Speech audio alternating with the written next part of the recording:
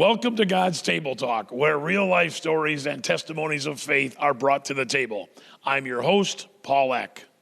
Let's start from the beginning, Rodney. You were born in Miami. Give us some background on your history with your family.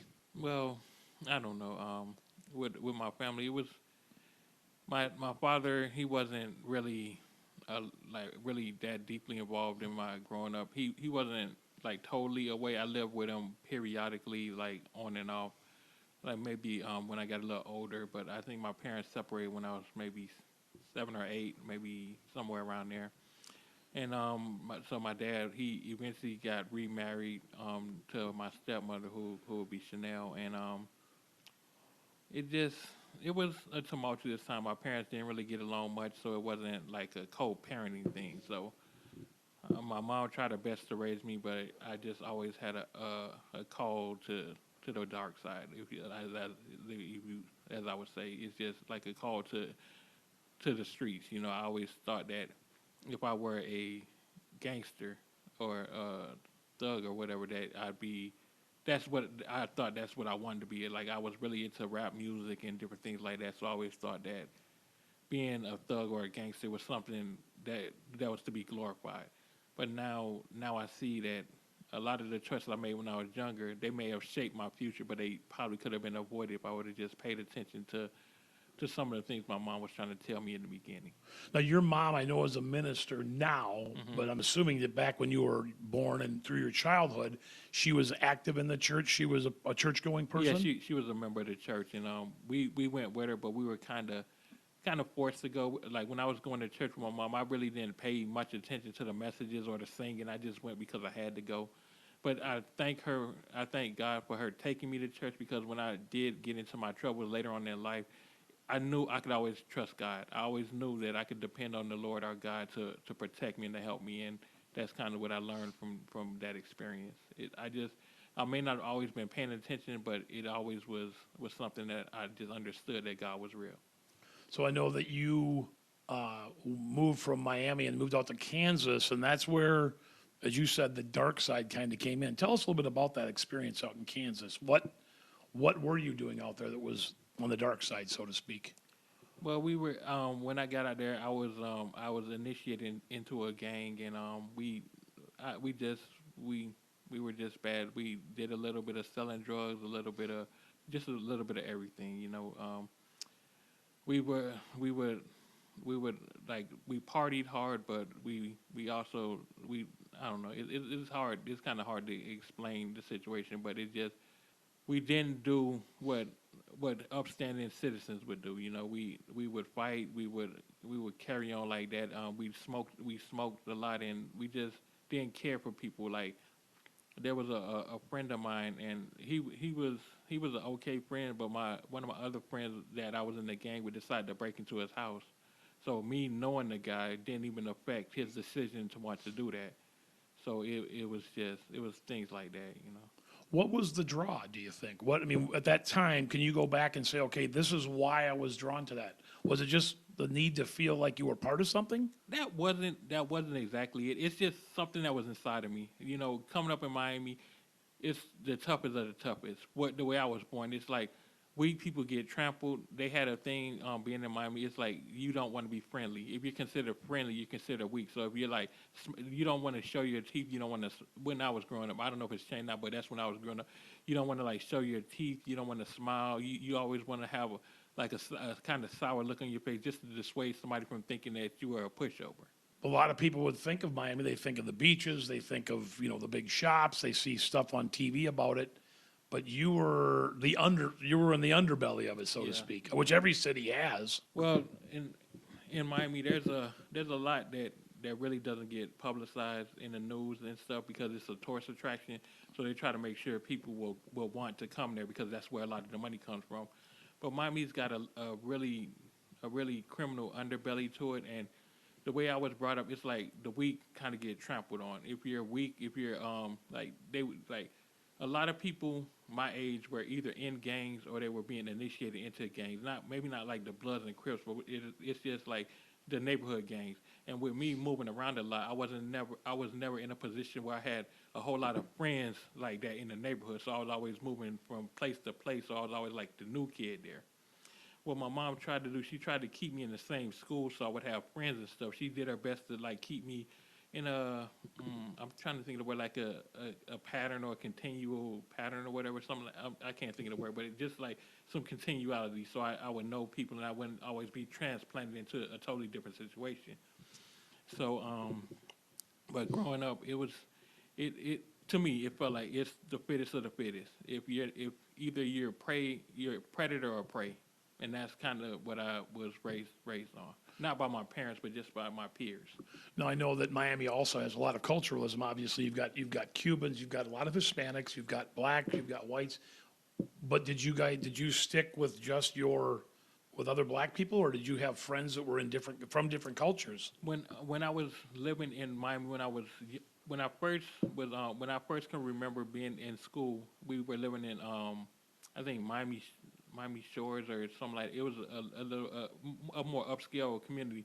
I can't remember a lot, but the schools I went to were predominantly black. I had when we moved to North Miami Beach, I had a white friend that I used to play with, and he was a little younger than me, but that was a friend of mine. That was like one of my good friends. So that was who I hung around mostly when I was younger, maybe in like the second or third grade. But when I would go to school, there weren't a lot of white kids at the school, so I hung out with black kids at the school, and I had a white friend that I would hang out with when I was at home. But when I moved from around there, we kind of got separated, and I saw him again when I was in middle school, and whatever connection we had previously wasn't there anymore. Like I talked to him, but I didn't. There was no affinity for him. It was just like almost like a stranger.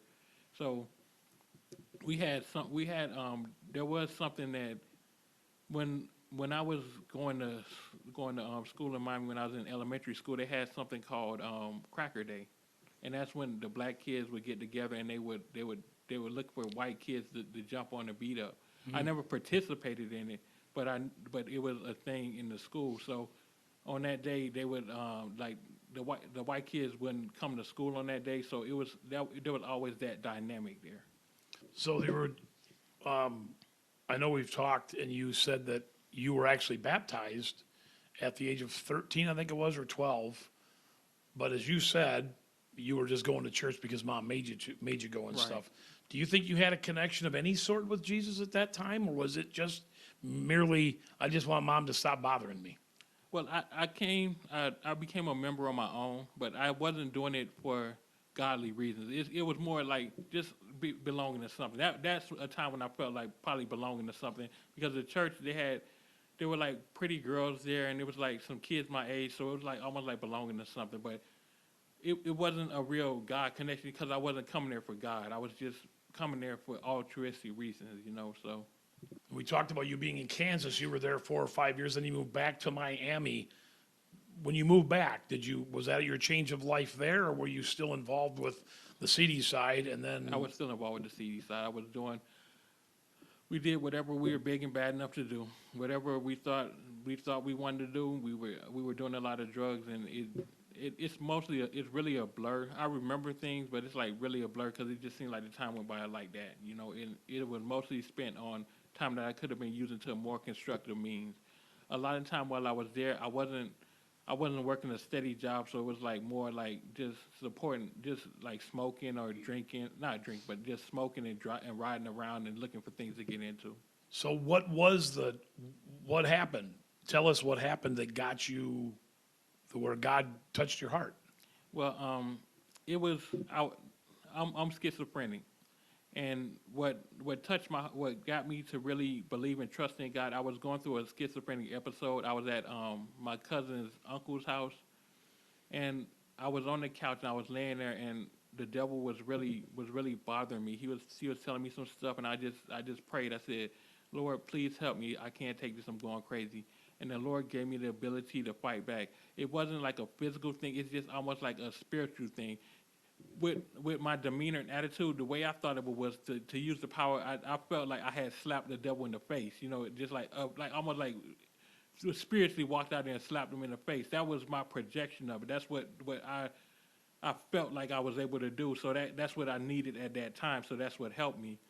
But that was when. But I knew right then, when the Lord showed me that His power was real, I knew right then that I had to follow no matter what. And I had instances before that. When I was in middle school, I wouldn't apply myself in school.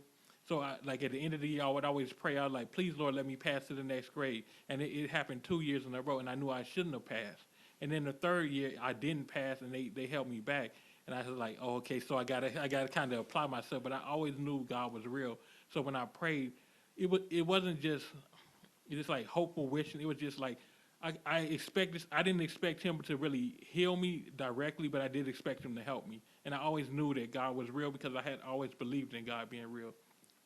Even when I was doing my wrong or just doing things that I shouldn't have been doing, I always believed that I was going to heaven. It may not have been the truth, but it's what I always believed. I always believed that I was going to heaven, and that's kind of what kind of led me back on the right path, because I just knew God was real. Even no matter how far I strayed, He never strayed from me. We should mention that with your schizophrenia, one of the big things with you is that you do hear voices. Yes. When you first started hearing voices, did you decipher them as being God and Satan, or you were just hearing voices? When I first started hearing voices, it was always somebody. It was always a voice or multiple voices saying that somebody was trying to fight me. I thought it was people talking, like out loud, and nobody would tell me that they were talking. I didn't realize that maybe I was the only one that heard it. So I was like, I'll be standing there, I get real quiet, and I'll be listening because I could hear it audibly. And I'll be standing around a friend of mine or somebody I knew, and they wouldn't be saying anything. I'm like, can they hear this? And they're not telling me. That was the impression I was getting. So it was a process in that, but I eventually came to realize, like, through the process, because like when I said the Lord, he kind of, when he helped me that night, He kind of showed me that it's more to this than just people talking. It's a real enemy out there who wants to devour your soul. And if you allow him to devour your soul, he's going to take you to hell. And I started realizing that all the voices weren't good voices, but there was a constant voice in my head that was trying to help me through the process. It wasn't always an audible voice, but it was always a voice that I knew I could trust. And that's kind of what I lean on to today.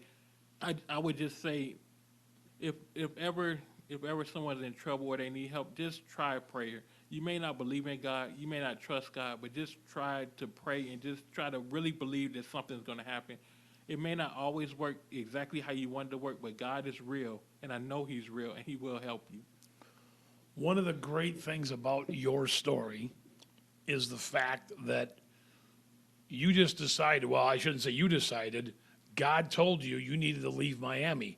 And so you basically, with the shirt, with the clothes on your body and the shoes on your feet, just started walking. Can you take us through that whole, how did God tell you that? And like, what reason did He give you for wanting to leave Miami? When I was in Miami at the time, I was homeless, but I had left my mom's house. It's kind of a story there, but I won't get into that. But I had left my mom's house, and I was kind of living on the streets. But I was always protected by God. I never, even when I didn't have a house to sleep in, I always found somewhere to sleep. I wasn't harassed by people. Sometimes when in big cities or like where there's a lot of crime or something like that, when they see people like homeless people sleeping, they'll try to harass you or do something to you. I never had that happen. I was always able to find food, and I was always able to get something to drink. I was always taken care of, even though I was homeless. And sometimes I would just my mom had helped me to get a bus pass, so sometimes I would just get on the bus and just ride the bus from one destination to the other, and just ride the bus just to pass the time. But God was always with me, and I may not have realized it to the extent I do now, but when I look back, I just see I was blessed the whole time. And it's just that when I was in Miami, the Lord was just like He was just impressing upon me the need to make a change. I wasn't doing anything but just going from one place to the other on the streets, just sleeping here, sleeping there, and just going back and forth.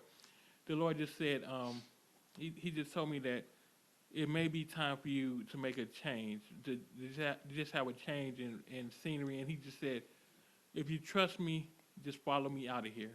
And I had been to Kansas, so I kind of knew the way to get there, but I had never been there on foot. So I just decided to start walking, and I had a food stamp card on me, and I took that with me. And as I was traveling, I never went hungry. I may have got lost maybe one time, and to be honest, I actually did it twice.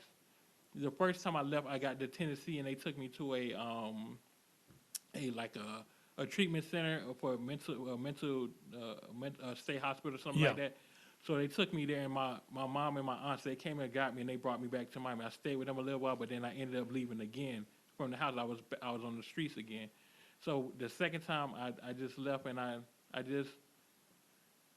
just knew that Miami wasn't where I needed to be. I wasn't doing anything productive there, and that if I stayed there, the devil would get a hold of me, and something bad would happen. So I just decided to leave. Did you try to explain to your mom what God was telling you to do? No, I with the voices I heard, I was skeptical about telling people what I was hearing. I would do it now more because I believe the message is for more than just myself. But I was skeptical of telling people what I was hearing because there was always the stigma of mental illness. It's to me, I believe it's frowned upon. Like if you acknowledge that you have a weakness in the area, I always felt like it was frowned upon. So I knew people knew I had a problem, but I didn't want to express the problem to them. I tried to keep as much of it in as I could. Without God, I probably would have exploded on the inside. I just probably would have just burst on the inside and just that would have been it. But not like a real physical death, but I just probably just would have exploded from just all the emotional trauma or whatever. But I just I decided to leave, and as I was leaving, I walked from Miami, and I got to Tennessee, and like I said, I went to the state hospital there, or the mental facility there. All the time I was traveling, I didn't get lost. The Lord provided for me the whole way there. And then eventually, when I left the second time, I made it to Steele, Missouri. I was talking to a girl in the gas station, and she called the police on me. So the police came and they transported me from Steele, Missouri to Farmington State Hospital. And from there, I went to a boarding home. And then after I was in the boarding home, maybe a little less than a year, they got me out on my own. But while I was walking, people would offer me money. They would offer me rides. I had one person give me $100, just out of the blue. They just stopped and said, "Here's $100." At one time I was walking barefoot, and somebody stopped and gave me shoes that I didn't even think about, but somebody mentioned, and they actually fit. The shoes actually fit. It's just, And you still have those shoes. yes, I do. I keep them in a box in my closet. And you also, I think you've told me that somebody gave you a jacket as well. Yes, and I still have the jacket. They gave me. If you think about it, coming from Miami to these northern states, it gets cold. But I didn't think about that at all. To me, it's obvious that God was protecting me because I never froze. I was never out in the cold. And leaving, I can't with my memory, I can't recall exactly how long it took. Because if you ever been out in nature, sometimes the days just run together, and you don't always think about just how long it's been. But if you think about it, it wouldn't have took like a week. So however long it took, so it wasn't a planned trip. But when I left apparently before it got really cold. I was able to make it from state to state before the weather set in, and I hardly got rained on. And the Lord, He would give me ideas and things to do. Eventually, I can't remember how, but I came across a place they had a box of things that were being donated. So the shoes that my grandfather had bought me, I traded those shoes for another pair of shoes. But I was thinking, I was like, oh, these are Jordans. Yeah, I got to get those out of the box. But it turned out they were too small for me, so that's why I was walking barefoot, because the shoes that I had traded for were actually too small. So it was like trying to get something above, just above what you needed, just in excess. Kind of like in excess, because Jordans are supposed to be almost like a status symbol. So just trying to do more than what I should have been doing caused me to end up having to walk barefoot. So when the guy stopped, he just stopped and just gave me a pair of shoes. He saw me walking and just stopped and said, "You want a pair of sneakers?" It might not have been exactly like that, but he just offered me a pair of sneakers, and they actually fit. So it's just when I was traveling, I hardly got rained on. And like I was saying, the Lord, He he gave me strategies. Like I got a piece of I don't know where I can't remember where I accumulated the items from, but I ended up with a piece of cardboard that I would unfold and sleep on, like because I would sleep out in the woods or like right off of the expressway. Maybe I find a place a little bit off of the expressway and maybe sleep in a wooded area or like an open field or something. And I had come across a duffel bag, so I had a duffel bag. I would keep a piece of cardboard. I had a pillow. I had a blanket, and I also had a shower curtain that I had purchased. So the Lord told me that when it rains, put the shower curtain on top of you so you don't get wet. And all that traveling, it only rained on me at night. Only that I can remember. I know it rained. It had to rain more, but the only time when I was sleeping that it rained and I had a problem was one time, and I put the shower curtain on top of me, and it wasn't even a heavy rain. It was like a light rain, and I just put the shower curtain on top of me, and I didn't have any problems. And I had never even been camping before that. So, you talk about the trust of the Lord. You really were. You were just out there, and you just trusted the fact that God was going to take care of your needs. Yes, As yes. as you needed things, He got them to you. Yeah, he did. And I I just I just want people to know God is good and God is real. Just because we can't see him, and you know what I've started to believe, I believe we see him and just don't remember always seeing him. Because if you've ever had a dream, sometimes you dream something, and when you wake up, you can remember right when you wake up, but you forget it later on. So I always think that maybe we see God and we just forget that we've seen him. You know, it may not be his actual embodiment, but it may just be a presence or just to let us know that he's real. Because I always felt that he was real. I always knew it wasn't just like, oh, you go to church and they say that God is real. I always felt that God was real. No matter what the negative or how far I may have strayed from God, I always believed that I would go to heaven. And it was always the goal to go to heaven. And I remember one time I was in Kansas, I was having a nightmare, and I woke up and the thought just came to me, you're gonna become nothing one day. And I was so afraid to die and become nothing. You know, just like Yeah. to die and not have an afterlife. And that thought scared me to death. And now I see what it was, but when it happened, the thought kind of just got eased in my mind. But I see that God was probably talking to me then, just telling me, just trust me, just don't worry. You know, I have a plan, and I just always remember that because I was so scared of dying and becoming nothing. And now I see that God has given us everything to become everything. Do you feel, because you didn't know exactly what your final destination was when you left Miami? I was actually heading to Utah, Salt Okay. Lake City. I was gonna stop. I was looking for a small community, kind of like the one in Kansas that was a lot slower than Miami, but like just like a small community. But I was actually headed towards Salt Lake City. I was gonna find a community on the outskirts of Salt Lake City. Now, you've been in your current location for a few years. Right. Is this just a, a lengthy pit stop, or is this something you think God's got you here for a reason and he wants you to stay here? I believe he's got me here for a reason, but I don't know if this is going to be my final destination. Sometimes I believe I have a message that I have to project, and I know that when people first meet me, they might have an impression about me. You know, I might not have the look of what they're used to seeing, so I try to live the life that I believe that God wants me to live, and that's to love everybody that I come in contact with. And I try to be as open and honest with people. So I don't mind telling people that I'm schizophrenic.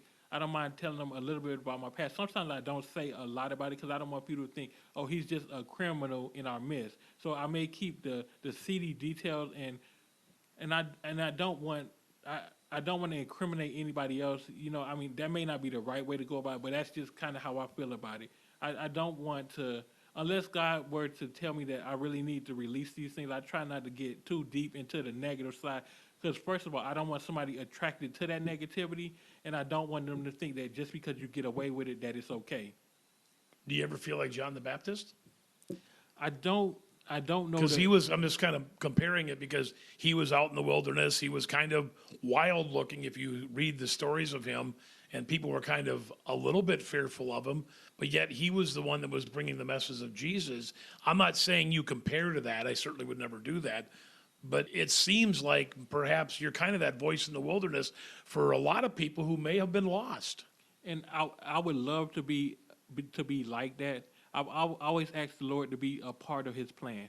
I believe, and I'll tell you about a story of how I know God to be real. But I've always, I've always believed in the Lord, and He's always been good to me since I've been little. And if I can do something to help God in His plan or in what He needs done, that's what I want to do.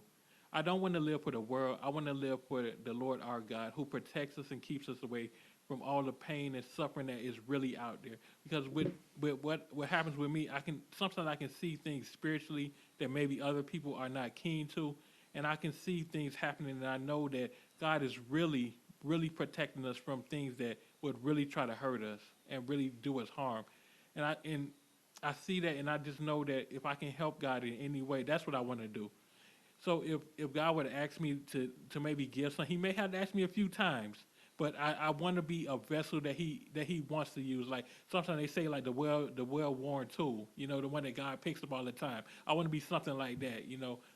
And I, it may sound like kind of like just somebody who's all enamored with religion. It's more than that. I love God with my whole heart and soul, and I know He loves me just as hard as I love Him. And if I can do something to further His kingdom, that's what I want to do. So in Christians, there's the Bible, the biblical verse is, our war is not with flesh and blood, but with the spirit world. You ever think it's possible that your schizophrenia is actually you at a different level where you can actually see some of the warring in the spirit world? I do believe that. I do believe that, and I would explain it more to people, but for a reason they can't see, and if that's what God has chose, I mean, if He asks me to say just maybe tell somebody. Sometimes I see angels, and sometimes I see demons, but I don't always tell people that because I don't want them to be like He's just a Fruit Loop. I want them to be led by the Spirit. If the Lord is telling you to tell somebody something, and you're pretty sure that it's divine intervention, He's making a path for that arrival of your voice. He's making a path for you. So if I do tell somebody something, I believe it's just that I don't want to be the only voice that they listen to. Because if you think about it, with God talking to people, if He's talking to all of us at the same time, but you're not listening, and then like me as a person, and I say something to you and you listen, if you were, not that we are, but if you were God, wouldn't you be a little upset that they didn't listen when I first said it, but when I sent a person that looks like them, they want to listen? And I think about it like that, so I always ask the Lord to give them a nudging in that direction so I know they're already listening, and then I can just intercede and this is what I believe that God is doing too, just like kind of confirm it for them. Now, I know on the cameras, maybe this kind of goes away from our subject we talk about, but I think it connects because people can't tell, but you have long dreadlocks. Right. But it's not because you're going for a look. It's not like you want to be the next Bob Marley. There's actually a biblical reason and a reason.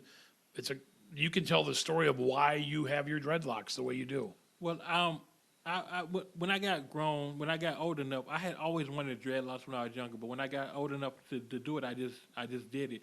And it was at first it was just something that the people from I just wanted to be like the people. I just wanted to acknowledge that I was from Miami. A lot of people might wear dreads, but the last time I had did them, I just heard the Lord tell me, "Don't cut your hair." I just remember hearing Him say, "Don't cut your hair," and I've just been letting them grow ever since. I just really believe that that's what the Lord told me. I don't know exactly why He said it, but I just believe that that's what He wants me to do, is just to let my hair grow. And it was funny, my cousin also had dreads, and he cut his off. Now he has a bald spot, like, in the top of his head. So I'm like, I'm like, maybe, maybe, but I do believe that the Lord told me not to cut my hair, and I haven't taken like Nazarite. I don't even know if I'm saying it right, but Nazarite vows or whatever. Yeah. But I do believe that that's what the Lord is inclining me to do, is to just be faithful. And it says if you're faithful with little, you can be faithful over much. And I just trust God. And I may not be perfect. I'm not perfect, but I do want to impress upon people. If you really believe that's God talking to you, sometimes the Lord tells me, "Are you afraid to be a fool for me?" Sometimes we got to be a fool for God. If you really feel like God is telling you something or saying something to you, you may not always be right, but sometimes you just got to go with it. You just got to just love God enough to just be like, maybe it could be. I think one of the things you just said that struck me was the fact that, that the Lord tells you something, but he didn't tell you, he said, don't cut your hair. And he go, this is the reason why. He just said, don't cut your hair. And you're like, okay.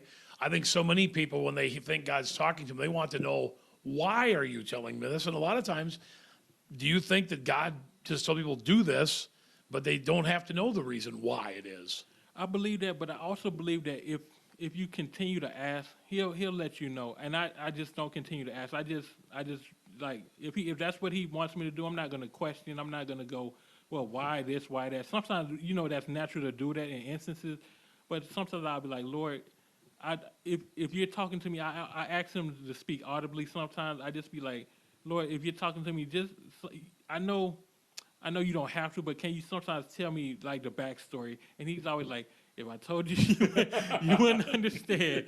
He just says that. He said you're trying to grasp something. He said you may be on the precipice of something, but he said the abyss is bottomless. If you step off that mountain, you're gonna keep falling. So I just try to just trust him and just believe that what he needs me to do is what I need to do at that time. Like I'm not perfect. I know nobody is, but I just try to trust him as much as I can. How close is your relationship with your mom now that you are, I mean, you're walking with the Lord, and of course she's a minister now. I'm certain it must bring her a lot of joy. I believe it does. She likes getting words from me, but sometimes I feel like I kind of hold back a little because I don't want to be the only voice that people listen to. Like the gift I have, I believe that I'm not the only I believe that anybody can have the gift of hearing the Lord. I believe anybody can have that, and I don't want to be like the Lord is talking, but I'm going to talk and say what the Lord is saying. You don't need me to I believe you don't need me to intercede for you. If you can hear and if the Lord is talking to you, I want you to have that personal relationship with God. If you told me don't go left, you're going to get in an accident, I'm probably going to be like, why is he telling me that? But if I hear and know, it's like almost like coming from the inside of me, something just like that I just know, I'm going to be like, okay, I might go with that a little easier. But I just don't want to be the voice that, I don't mind speaking things that the Lord would have me to say, but I just don't want people to lean on every word I say because I'm not God, the Lord is God, and He's the one that tells me what I need to know, and I want people to have that relationship with God on their own. It may not be exactly the right way to do it, but I just don't feel like I should have to always intercede on somebody's behalf. Sometimes people expect me to give them the answers because they believe I hear from God too, so they expect me to give them the answers, but I want them to be able to get the answers on their own. It's almost like a teacher, the test is set before you. I don't want to give you every answer. I want you to be able to pull out of your own knowledge and understanding the answers that you need. And I really believe if we listen, God will talk to any one of us, even sinners, especially sinners, but even people who are backsliding in their states where they're afraid to. When I say afraid to look up, I'm just saying afraid to look at God. Just afraid to see the image of God. Because sometimes when we're doing things, and I know we've all been there. Sometimes when we're doing things, we're ashamed of. The thought is to look down. You don't want to look at God and be like, "Oh, I did." Like it's like looking at God saying, "I did it." You just kind of look down and be like, "Man, I did that." So I don't. Sometimes I feel like I'm being pressed into a position where people are going to lean on me for the understanding when they can have the understanding themselves. So now I want to ask you a story, or I want you to tell the story about the time when the devil drove you, literally almost tried to drive you to hell. Tell that story. Well, I was in an apartment that I used to live in, and I was hearing the voice. They were getting really really aggressive with me, and what the devil was telling me, he said when he comes to me, he always said that he's God. So he said, "I'm God, and I'm going to kill you 1,000,000 times." And if you've ever thought about getting killed repeatedly, back to back to back, you'd be a little. Well, I was a little afraid of that. And so I got in my car and I just started driving. I got into the farmland around the area that I live in, and I was totally lost. So I just stopped at there was a farmer's house, and I was on the back side of his property. There was just like a fence there, and I had stopped, and I was just sitting there, and the devil was like, where you're in hell and the birds are gonna eat your flesh and the insects were starting to land on me and stuff. And I was like praying like, please Lord, don't let these insects eat me. And they weren't completely settling on me. They were just like hovering around. And then I just prayed. I said, please Lord, help me, because when things get bad, I know that I have to pray. I know that it works. And the Lord just said, okay.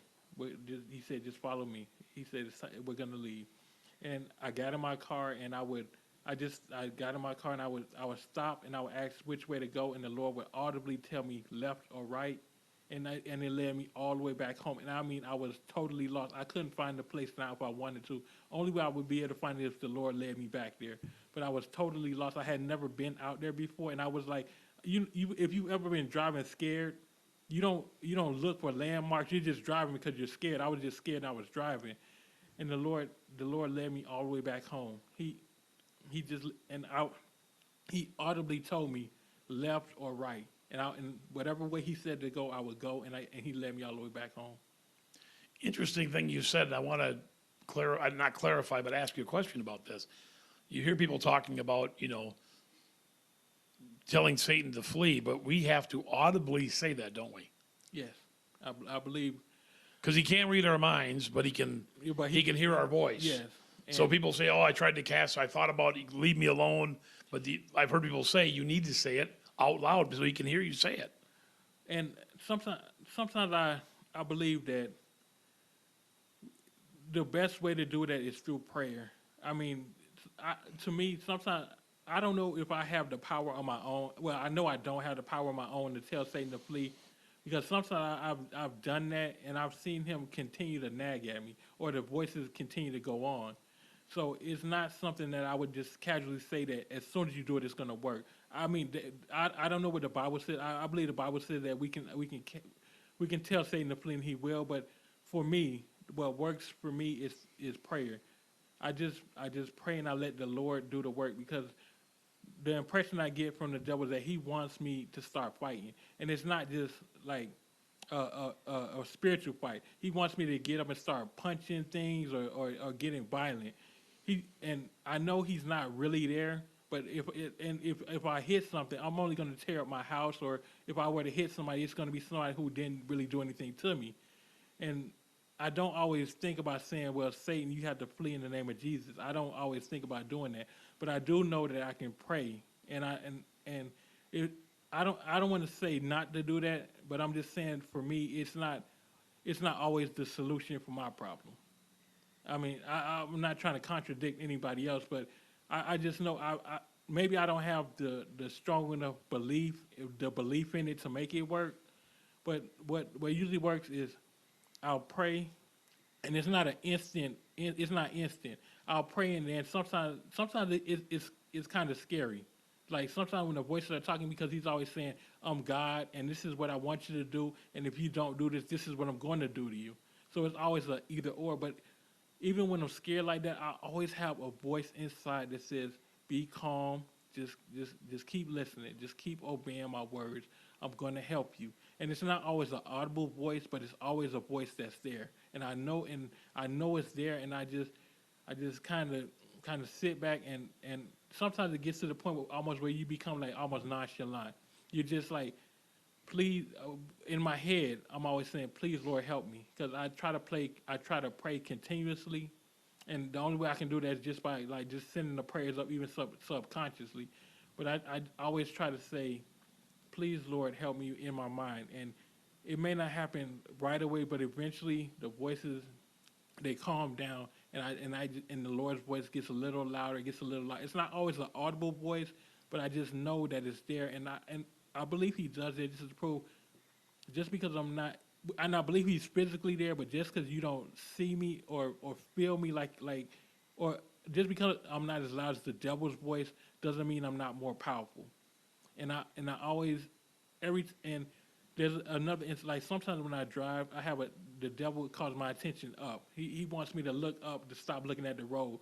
I've had that happen when I've been driving, and I've never had an accident.